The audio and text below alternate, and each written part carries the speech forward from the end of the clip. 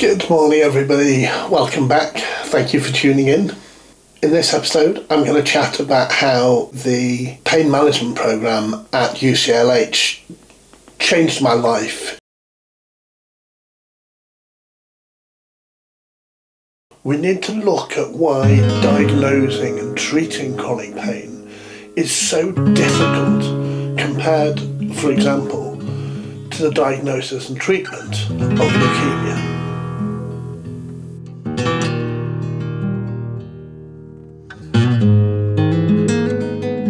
There are two things that lymphocytic leukemia and chronic pain syndrome have in common. One is they cannot be cured.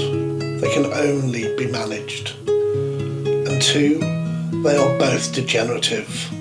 They will both get worse over time.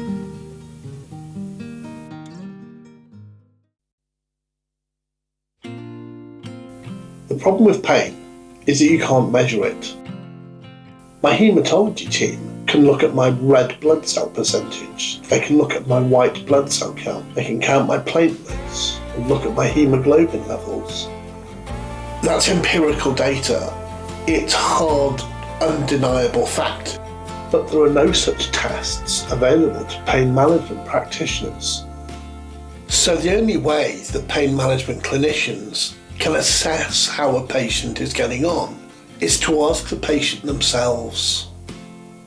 Now, in order to do that, we have to have some common point of reference, and that's why we use things called pain scales.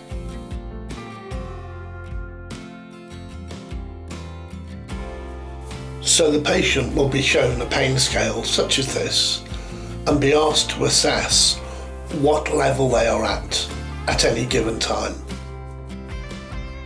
The patient will also be asked to keep a diary of where they have been on the pain scale during each week and each month.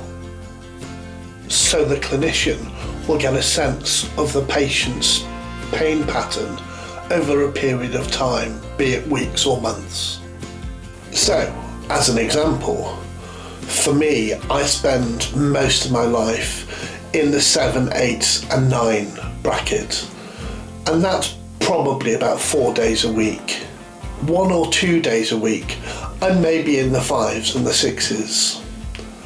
Unfortunately, 1 or 2 days a week, I'm at 10. So we call that a pain pattern. That's my pain pattern. But everybody's pain pattern will be different, and that's what makes it so challenging for clinicians.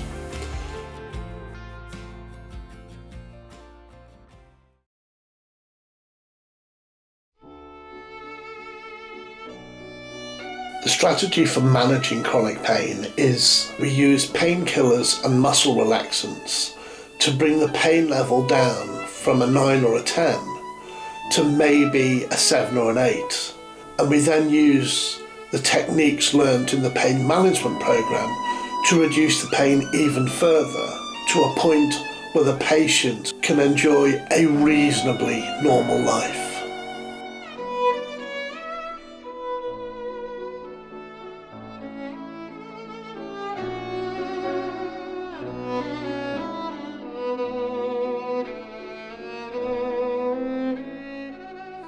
So in episode 4, we chatted about how I finally got a referral to the pain management clinic at the Lister Hospital in Hertfordshire. And they did two principal things. Firstly, they put me on a far more effective pain management regime in terms of the medication I was taking. So they put me onto stronger, more effective painkillers. And they also introduced me to muscle relaxants.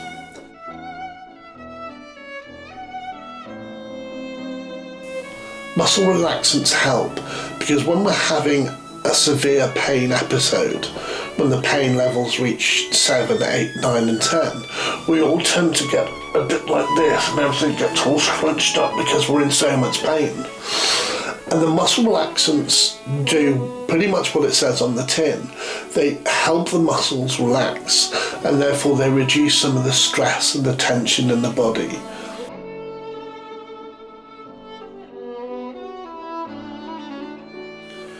So that medication review was really helpful in terms of just helping me start to get a handle on the pain.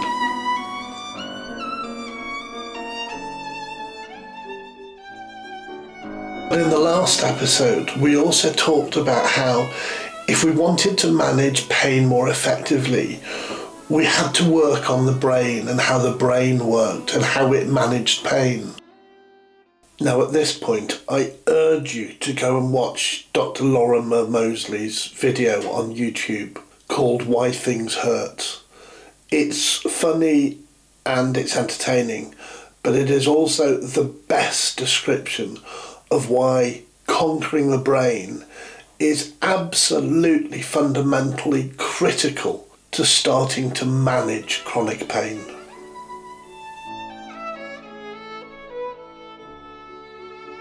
So the second thing that the Lister Hospital Pain Management Clinic did was they got me a referral to University College Hospital in London, who run one of the country's premier pain management programmes.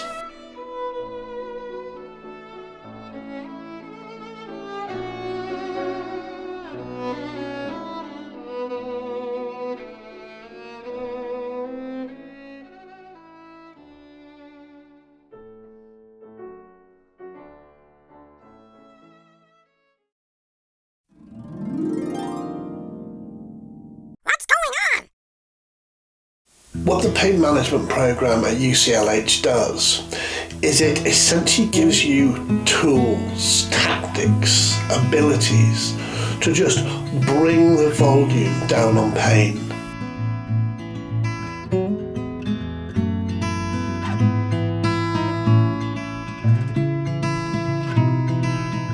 Well, some call it mindfulness, some call it meditation, some call it being present.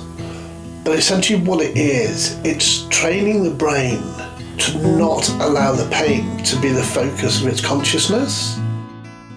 So let me give you an example.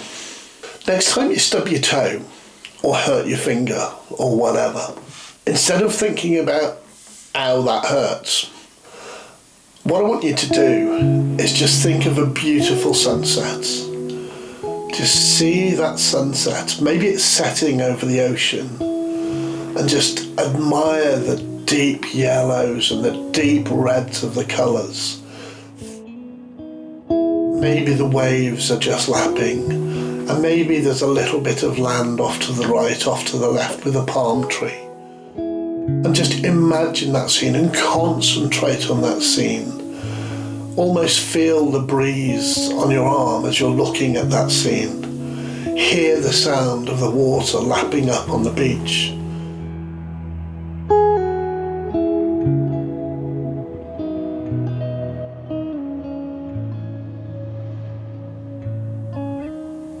And then, go back to your pain. Did you thinking about that gorgeous sunset take your mind away from the pain? I bet you it did.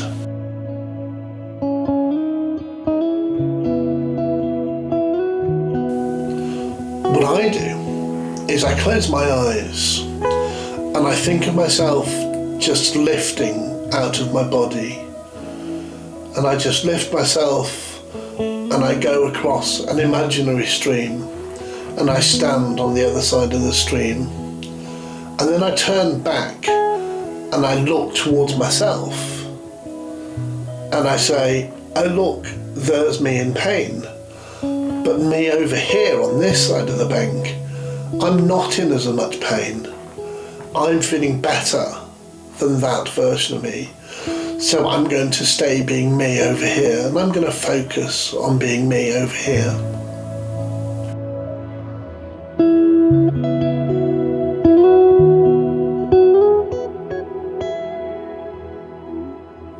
That's just two of the techniques they taught us during the course. But all we're trying to do in all of these tactics, in all of these tools, is just focus the brain onto something other than the pain.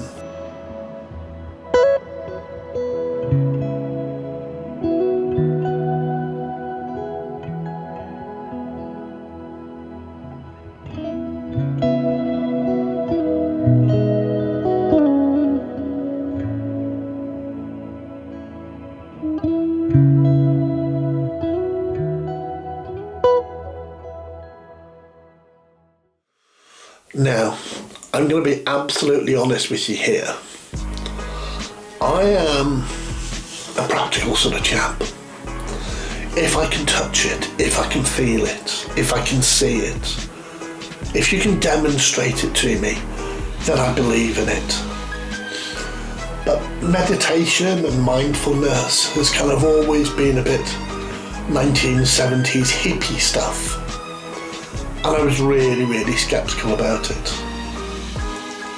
But you reach a point in your pain management journey when you will try absolutely anything.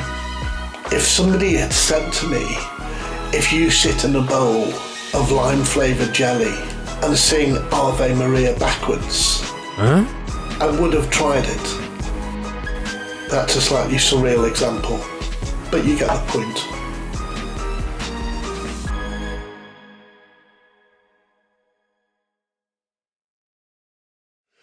Attitude is so important when you're managing a health condition.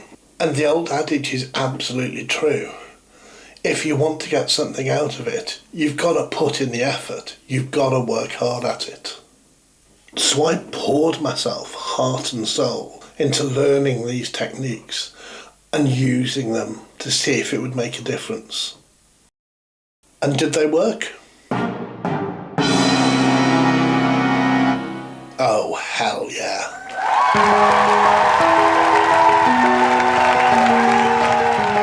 And the result was absolutely incredible. It was genuinely helping me turn down the volume of pain. They taught me magic. They taught me how to manage my pain. I was astounded, astonished, incredulous, and incredibly grateful. For the first time in years, there actually was a light at the end of the tunnel. There was a route back to some kind of life.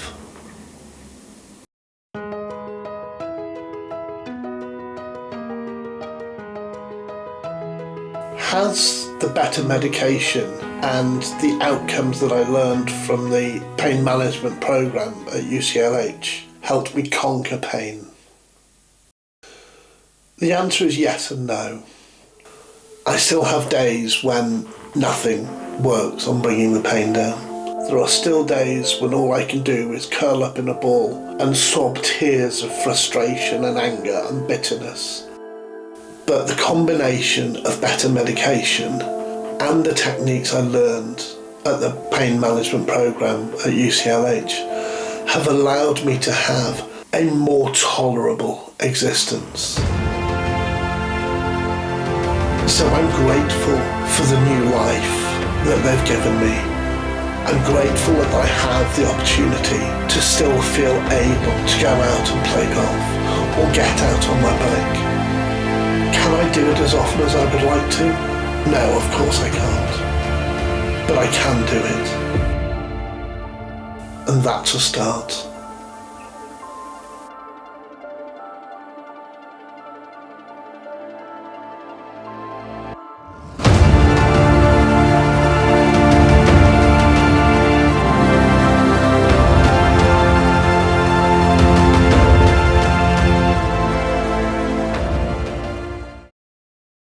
We're starting to get close to the end of what I wanted to achieve by making these films.